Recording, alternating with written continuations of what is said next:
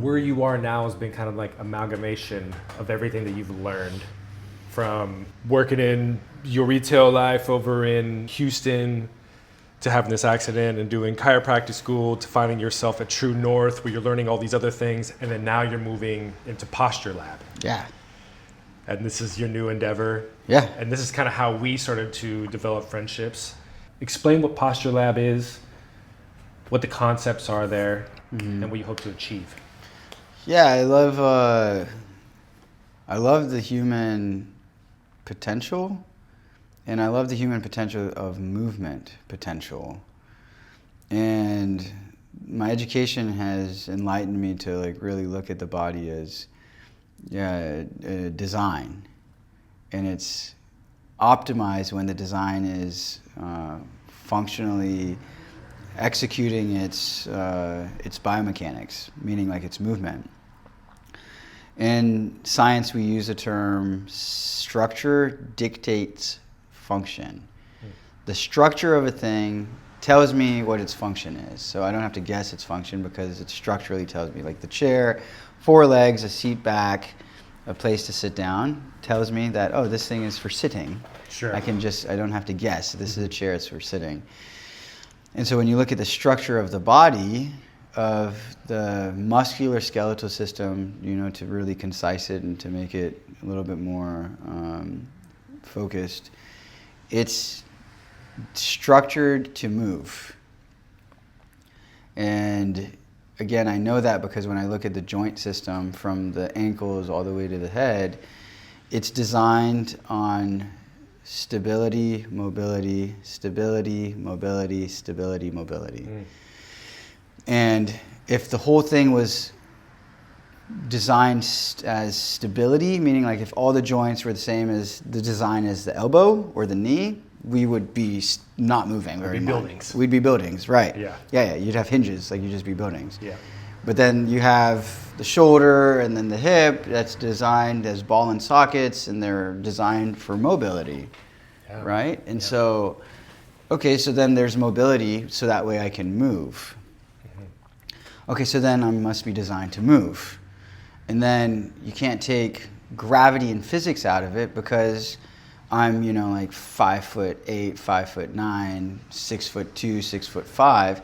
Something's holding you up in space, right? Like, I mean, you're going about your day, and how are you not falling all day long? Right. I'm not thinking about it at all, but how is it that I'm walking and my center of gravity is moving forward and I don't just fall on my face?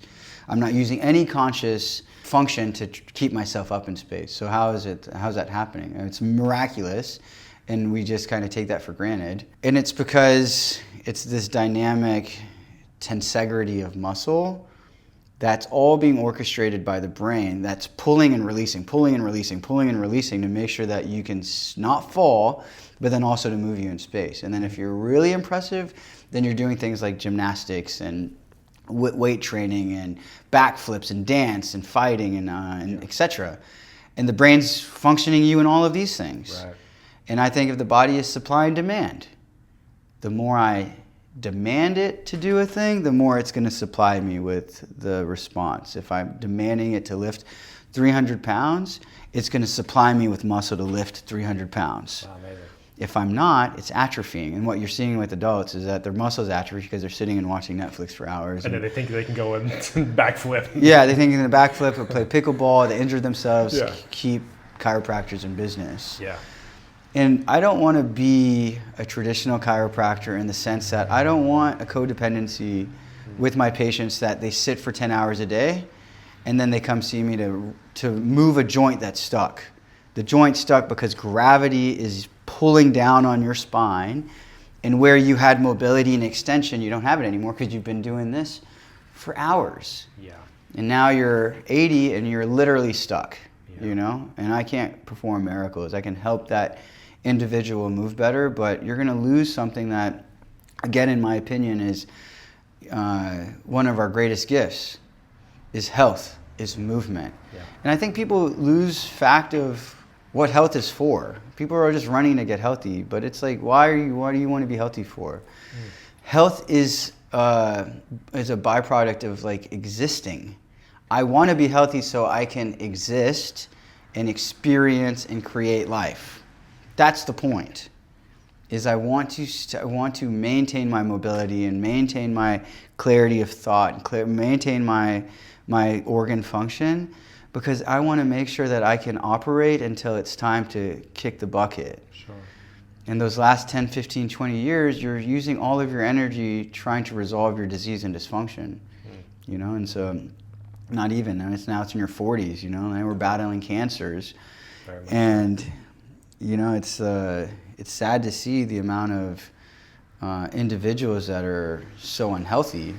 Yeah. And there's so many documentaries on food. I mean, it's almost like overwhelming now that it's just a no-brainer. I think it goes back to what you were talking about with taking ownership of your body, your mind, your spirit, and not living in this autopilot state. Like you said, like go take an anatomy class. Yeah.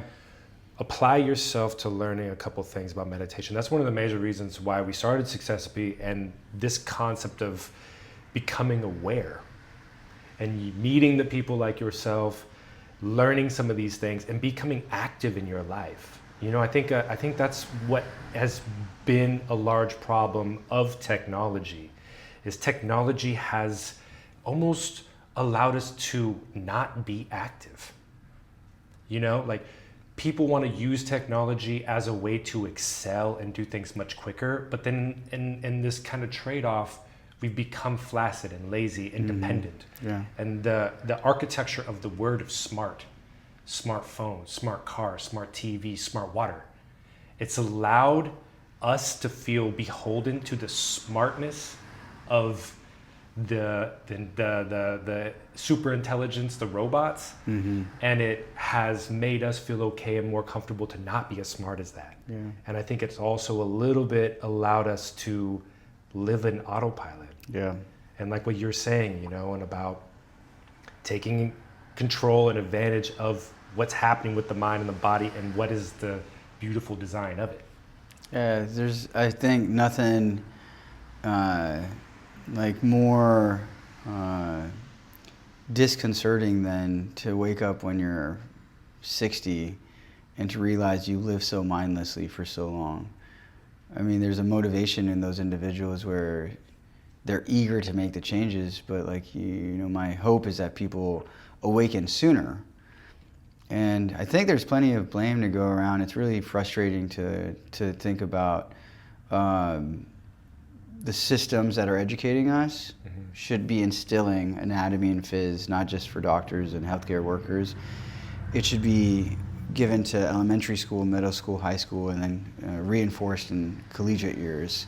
Sure. To have such a fundamental knowledge and wisdom of how to keep the body healthy and operating. Yeah.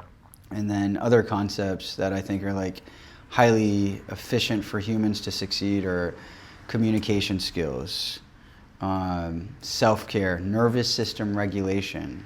So health is all encompassing in all of these different components: mental, emotional, physical.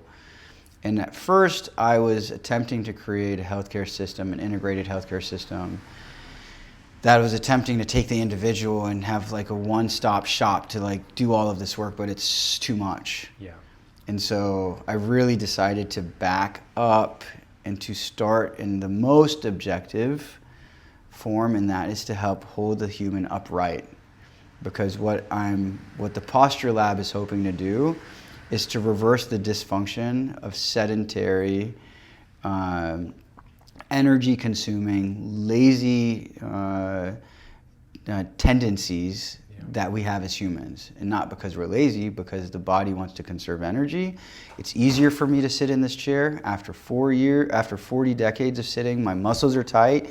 This feels more comfortable. If I try to stand and stretch, this is going to create tension, and so I'm just going to sit. And so the individual that thinks that they want to start moving and start exercising, their body's tight by the time they're in their 40s, that they'll overlook that it's too painful, so they won't even do it. So they'll just succumb to sitting, and they'll lose posture. And posture dictates physiological function, hormonal balance, all of it's happening because of my ability to hold my body upright, to stabilize my core, to breathe into my diaphragm. I'm getting more oxygen in, I'm regulating my nervous system. And so it's such a fundamental for me that, like, we don't even need to look at 1,000 different things regarding your health if you can't breathe properly and you can't stabilize your spine. The basic foundations. It's basics. Yeah. It's just basics, Yeah. you know? Like, you're just starting with, like, how do I move? How do I eat? How do I sleep? How do I coexist in community? Yeah. And if any of those things are off, don't waste your time trying to, like, you know, biohack or like take a pill or get surgery. Start there.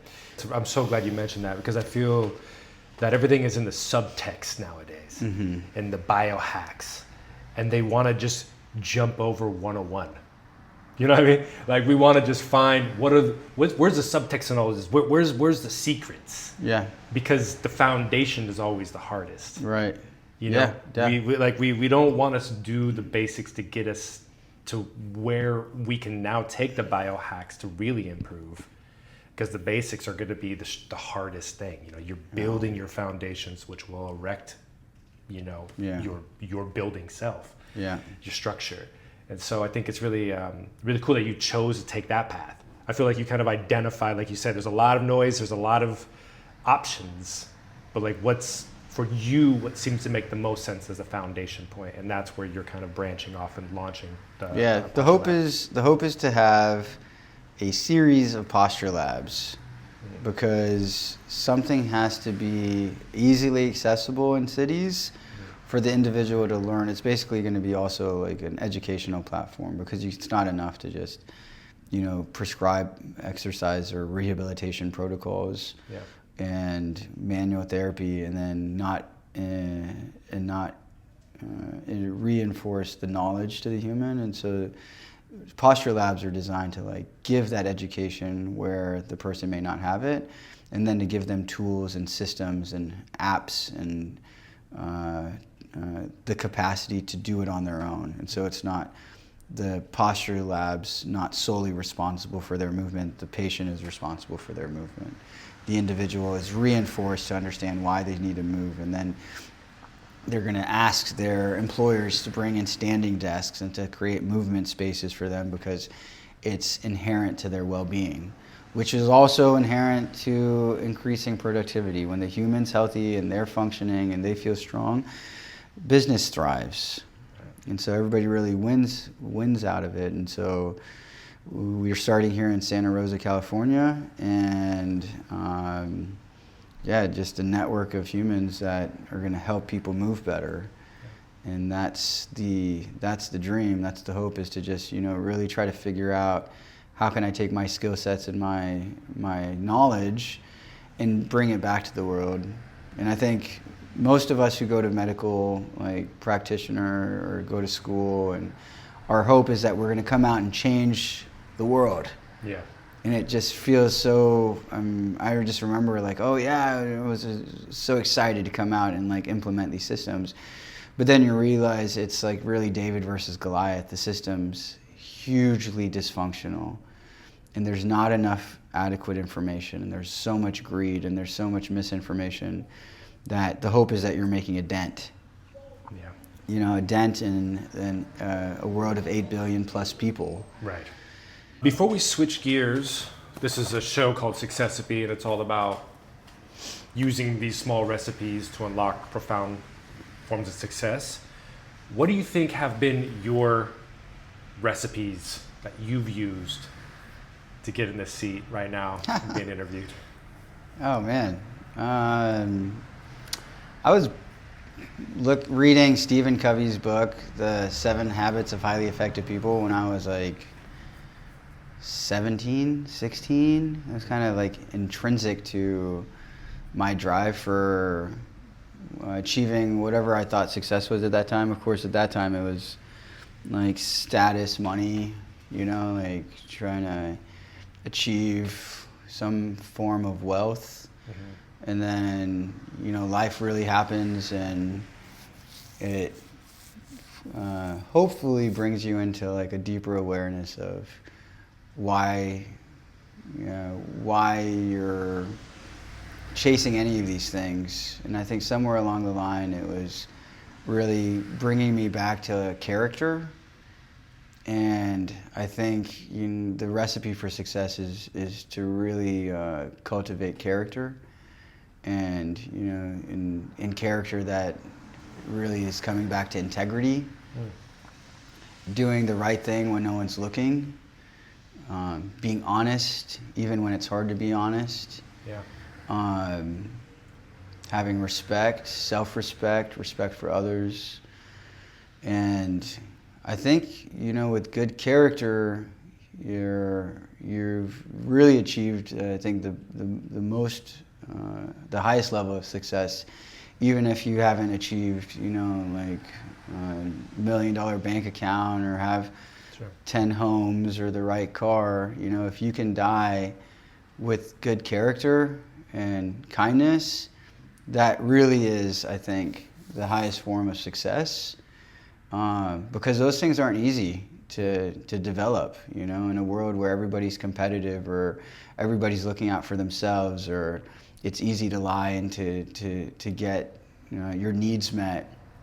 And so, like, developing character is, I think, both in reward on its own, but then also, I think, to be successful in business, in relationship, those things are also necessary. And so knowledge of how systems are played, to understand the game of life, like even in relationship, it's nice to think that you can just, profess your love to somebody and like just succeed there, but there's like hormones at play, there's a cat and mouse game. And so you do have to have some awareness of how these games are played. In business is the same thing. Who you know, and how you create collaboration and trust in business. That's a big one for me, where my patients have to trust me, which means that I have to have knowledge of what I'm doing. That means I have to keep educating myself. And those are character traits, where I am constantly educating myself. And I'm admitting when I'm wrong, or I'm admitting when I don't know something, being honest. When I make a mistake, or I injure somebody, or I do something that was my fault, I can take accountability for it. And those things are really hard to do if the brain is traumatized and it's in some kind of like fight or flight or protective mechanism. You see it in all sorts of situations where the person can't apologize because they have to protect themselves even though they made a mistake. And so I understand the mind, because I was psych undergrad, and it's also in just patient development, working with patients. I had to understand these concepts. It's my knowledge of the human function, and then our relationship to the societies that we live in, that really have given me, I think, my awareness of who I need to be in order to succeed. It's beautiful. Character, that's really neat. I appreciate you saying that. I think that what we try to talk a lot about on this channel, about these recipes and to reach success, and how success isn't a one-size-fits-all mentality, ideology, symbol, and that wealth and how much cash you have in your bank doesn't necessarily mean that you're wealthy in other regards. Your spiritual self, your mental self, your physical self. Sometimes we make agreements with each other and with ourselves that I am going to sacrifice this version of wealth of my spiritual body, my physical body, to get the financial wealth, the financial body. Right. And that agreement that we make can be detrimental, and people lose their families and they lose their ability to resist temptations of addictions and all these things. And so I like to point out exactly what you said, was like, wealth is so much more than just the currency. And there's a whole other form of value and wealth in there. So I appreciate that you're touching on character. That's a really cool aspect to do. I think it's the definition of like what success is. If we're talking business success, that's its own thing. Relationship success, Right. life success. You could be the richest person in the world and be disrespected or not have the respect of people or be miserable and anxious. Right. And I don't know if I would consider that a success, if it was at the cost of my well-being and my health. Yeah.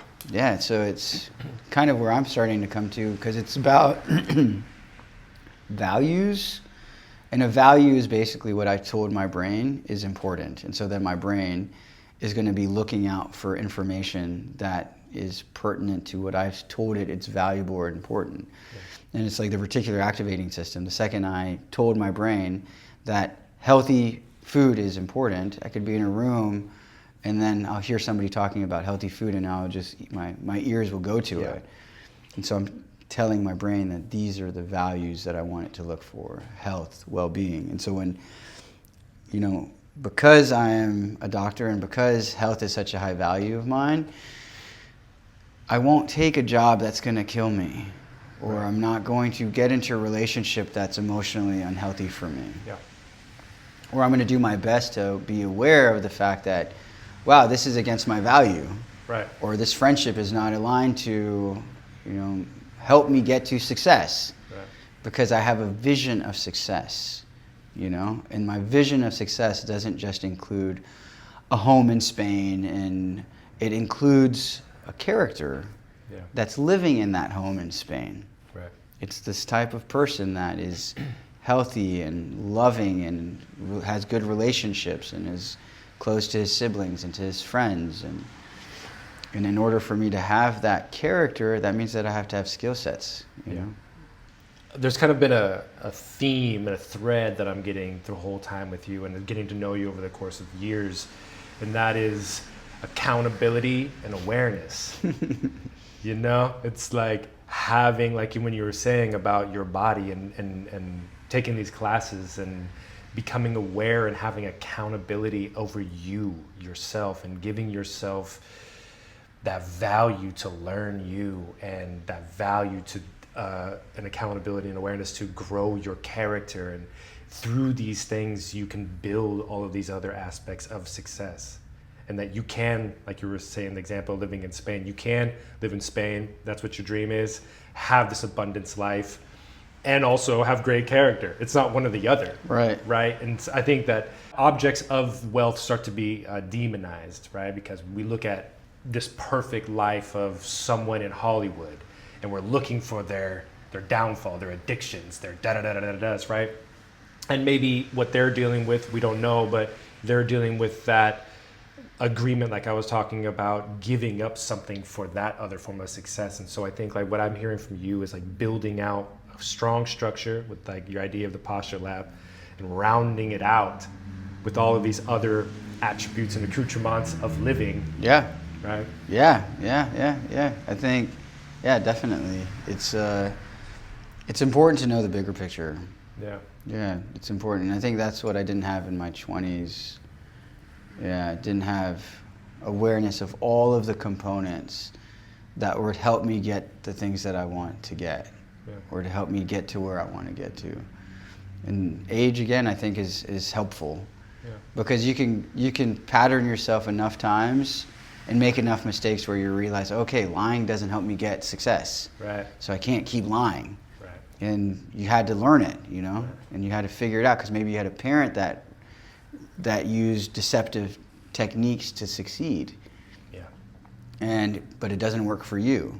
But it's not your fault because you were trained that way. Right. Right? And so I think, there's like a seemingly, in my opinion, a field of expansive energy that seems to be in relationship to us. And however, like it communicates, I think, on a very interesting, an interesting manner, where it teaches us, like what's working and what's not working. Yeah. What feels good and what doesn't feel good. Yeah. And somehow, I think if you can, again, coming back to where I started, where it was that yoga practice for 40 days that just sat me down, that had me stop moving, where I had a little bit more ability to get into relationship to that field. And that field said, working a job for money and a place that doesn't give me the nature that I really crave wasn't going to last. Like, it wasn't going to give me contentment. Something deeper. Yeah. And it was a really brave move I made at that point. I remember it today, where I, really sat with it for a while. But it was just so clear to me that, like, oh, okay, I have to walk away from so many things, and to go into, like, as Joseph Campbell, and talks about, it's like you're answering the call, because you're something, he calls it, the soul is calling you. And it's challenge. It takes courage to say, okay, I'm going to do something profound, and I'm going to walk into the unknown. And that is inherently terrifying to the primitive brain. The primitive brain wants structure. It wants to know exactly what comes next. It wants to predict everything. Yeah. And that's why we don't make changes, because it creates such distress in the cellular system that we're like, oh, I'm not going to change. When you try to open your own business, or you're an artist, or you're doing these things that really require a lot of faith, because you don't have a 9-to-5 where you walk in with a task, you complete it, you work your 8 hours, you take your hour lunch, and then you get a paycheck, right? So like in this case, like Posture Lab, what we're doing here, what people are doing is trying to create their own businesses, they do all this work without ever getting paid at first, right? But it's that faith and commitment to continue to move forward that eventually will pay off. Yeah. And I feel like it's the same way with just kind of looking at life in a holistic way also. If you just don't think about the payoff, but you think about moving forward with these recipes of, like, better posture, better mindset, changing the architecture of the mind of the words we use, being open to new shifts and realities, that these things will start to pave much longer roads for your longevity in the future, right? Yeah. I think in terms of, what is going to benefit humans or benefit adults, I think, a lot. Because when we're in youth, it's assumed that we're going to spend a good amount of finances on a collegiate career. For a lot of humans, right? Like, I'm going to graduate from high school and I'm going to spend 4 years learning a skill set that's going to help me grant a career that's going to help prepare me for success. Sure. And at some point, I think it's really important for the adult that has gone through the systems and they keep falling backwards, or they keep sabotaging themselves. It's because they probably have a pattern that's keeping them from success. And really what I think that every adult needs to do at some point is to pause, instead of, white fisting it and trying to just push harder and push harder and push harder. And they really need to say, okay, wow, I actually have, like, deep-rooted dysfunction in what I believe and think about myself, or about my success, or my capacity, or my potential. I have emotions that are creating distress in my body. I don't feel safe, or I'm feeling anxious and depressed, which keeps me in addiction or behavior patterns. And then to reprogram those things. And so that requires time and money. And I really think that it's important that you spend the same amount of time that we decided to go to college for, to spend the money and time, 4 years of your life, resolving these things. Because you actually have to rewire your nervous system, or your neural synapses, to create a whole new belief pattern, a whole new emotional pattern, and a whole new perspective that can help you succeed. Yeah. And rewiring the synapses of your body isn't something you can watch a YouTube podcast or read a book or one-time thing. It's actionable steps. Chris Williamson, he gives this thing on his podcast, and he was, do the thing. And it's basically, reading about the thing isn't doing the thing. Writing a banger tweet isn't doing the thing. It's brilliant. The only thing that's doing the thing is doing the thing. It's actionable steps. And that's why, going back to what you said, accountability. Yeah. And that's what I do with people at the Posture Lab. I can't tell them the rehab protocols and that be enough. I'm actually holding them accountable. Yeah. I'm checking that they're doing the rehab work daily. And that they're coming back and seeing me. Humans need accountability. Yeah. We need consistency if I can't intrinsically find the motivation myself, I need something to make sure I do it long enough that I've created a new pattern. Yeah. And that new pattern, that discipline in that pattern helps me to succeed. And so I always, just look at individuals who are deeply dysfunctional. I'm like, okay, great, just pause. Find the budget, find the money, change this pattern, because otherwise you're just rowing the boat and you're tied to the dock. You're going nowhere, Cut that rope so that way you're free. And I think most people are, I think, just rowing a boat that's tied to the dock. 100%. Mm-hmm. Yeah, and so it's learned helplessness that they can't. I mean, if you don't know how to untie the boat, if you don't know how to change emotional distress, if you don't know how to change your thinking patterns, if you're stuck in addiction and you don't have tools, what are you going to do? You're just going to keep rowing and hope by some fighting mirror. against that current. Yeah, you're going to just keep fighting against, you're just wasting energy. Yeah. You briefly have talked about relationships, and that seems to be one of our most favorite topics that you and I talk about. Yeah. And we were actually talking about relationships before we got here, which was great. And then we can kind of talk about where we can find more about you and Posture Lab. But talking about relationships, what do you, this is kind of a, specifically what you think, what do you think makes a good relationship? Not just in the sexual sense, but overall, what are some mechanics and small recipes people can use to become a better person in their relationship with their friend, their parent, their mother, their loved one? Yeah, it's great. Wow. Yeah. I think about this all the time, and I'm freezing in this with this question, because I think it's relationship, not in the sense of just like lovers or intimacy. It's actually all relationship. Yeah.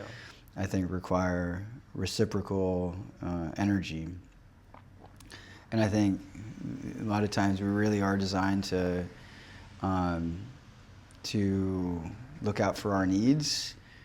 And, I think most people aren't thinking about other people, right? Most of us are in our own bubble. Yeah.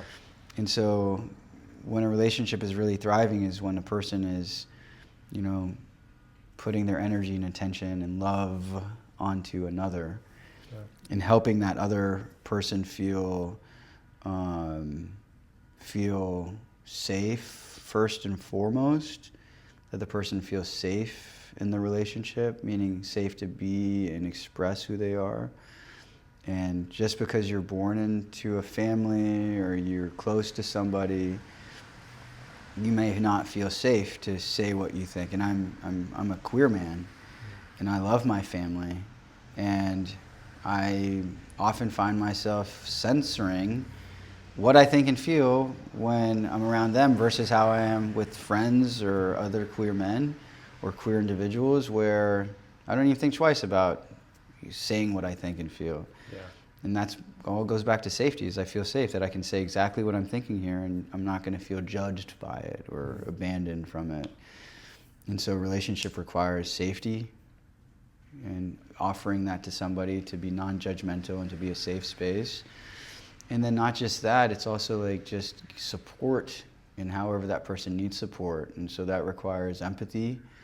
Not everybody has empathy, not everybody can read a person's emotional responses well. Yeah. And so then you need communication, because if you're in a relationship with a friend or a partner, and your partner doesn't have that level of empathy where you come home from a rough day and you're trying to hide it, a good emotionally intelligent person can sense it. You don't have to say it. They'll be like, hey, what's wrong? You can tell something's wrong. Yeah. Versus somebody else, actually you have to vocalize, like, hey, I had a really hard day. Yeah. And I need space, or I need a hug, or I need love. And so that's on that other individual. But if that other individual is resenting the other person because you should know I'm not in a good mood, you're losing that battle, right? And so relationship, both in intimacy or business, is the same thing. Yeah, very much so. Even in business, you have to be able to communicate. Yeah. You have to be able to say, no, this doesn't work for me. And not everybody has that, right? I mean, it's dynamic, because sometimes a person may feel like by vocalizing their needs, they'll be rejected. And so they hide their needs, which isn't fair to the other person, because that person may be ready and willing to give you and help you achieve your needs. Right.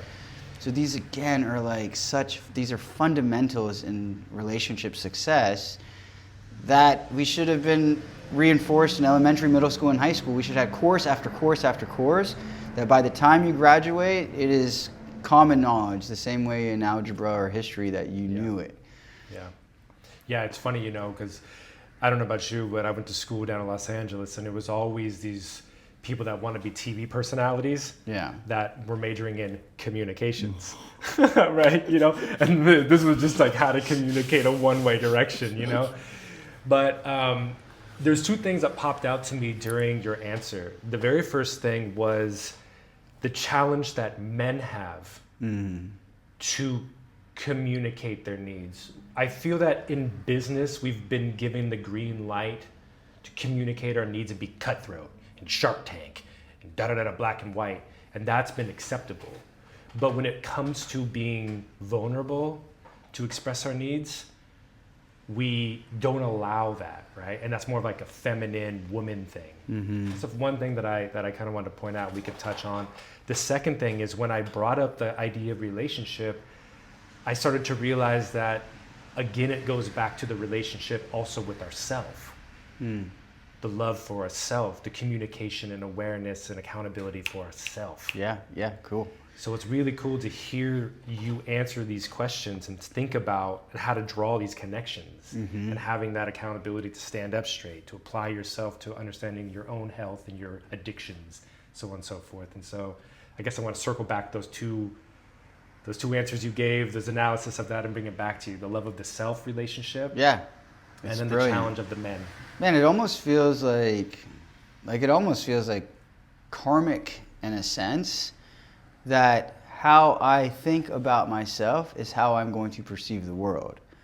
So if I have a self-deprecating belief of myself, where I am hard on myself, I'm going to go out into the world, and that's how I'm perceiving the world to be. And so I'm not seeing reality for reality. I'm seeing it from the perspective and the projection of my relationship to myself. And so it would behoove me and it would benefit me to think of myself as abundant and free and resourceful and intelligent and beautiful, so that when I go out into the world, I think that's what you're thinking of me too. And then I'm just setting myself up for success, and I'm setting the other individual up for success, because I'm not coming from a perspective where I don't trust you because I don't trust myself. And I think the world anyhow is a mirror of sorts, I mean, you can really, I think, get into, to some, quantum metaphysical deep aspects of it that, and I think it's important to anyways. I think it's really important to really question existence. I think we have succumbed to just accept this blip of experience as this like just form-based, tangible, and it's easy to overlook it because it's overwhelming to question it, so it's easy to just ignore it. And I think it is important to ask, what am I experiencing? And I think when you really start to see that every human you come across is some nuance of self, that I think, in my own experience, I can meet a new individual and I am perplexed by the uncanniness of how much they are similar to me in a fractal of who I am. And then I can meet somebody else, and this person holds a whole separate component, because I'm not like just this one thing. I'm dynamic, and I have so many different parts and experiences, and I see it in others. And then I have more empathy with them because, you understand what I'm saying. I can see a person and I can see my fear and vulnerability in them. And I can see somebody else and I can see my exuberant power and strength in them. And both of them are equally me, and so I can love both of them equally. As opposed to I love you because you show the parts of myself that I love, and I don't like you because you show me the parts of myself that I don't love. Because society has said we love beauty and we love power and we don't love vulnerability and weakness. And so I judge myself based off of some arbitrary definition of what society has said is good and bad. And I don't trust most of societal constructs anyways, Right. because they just exist on such a superficial, like dishonest plane. Yeah. Fried, sweet, fat. Yeah, right. Yeah. I mean, it's so funny because I saw it when I got back from like Guatemala or like Europe sometimes where, oh yeah, the US, like you go to the grocery store and we have pristine fruits and vegetables, right? And it really dawned on me on like the expectation that we have of the West of to look perfect. Totally. Right? In Guatemala, the fruits and veggies are ding, but they're tasty. Yeah. And they're on the side of the road. Yeah. And I'm buying them and I'm eating them because that's nature. It's that. Yeah. Right? It's not. And so then we hold ourselves to the same expectation of this perfection. It's how I have to show up. Yeah. And then I'm lying because I'm walking out of my door and I'm pretending to be perfect. Yeah. And that's not, it's not true. Yeah. We were just talking about this, about the blemish. Right. Looking at the blemish and leaning into the blemish and actually how the blemish is the beauty of the fingerprint. Yeah. Right. Right. So cool. Yeah. And appreciating